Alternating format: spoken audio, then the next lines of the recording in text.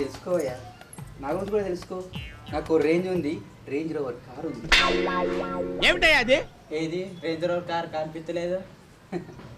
ఇప్పుడు షోరూమ్లో ఉంది, పరిస్థితి నా ఇంట్లో ఉంటుంది. Cream biscuit.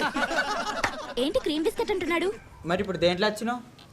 ట్రైన్లో బయలుదేరి మధ్యలో బస్సు ఎక్కి మీ ఇంటికి ఆటోలో వచ్చిన.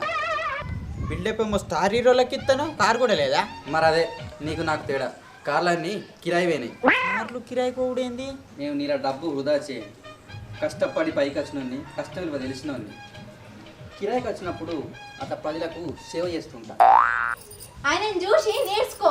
అంత పెద్ద స్టార్ అయినా కూడా కార్లని జనాల కుంచి ఆటోలా వస్తుండయనే. రాండి సార్.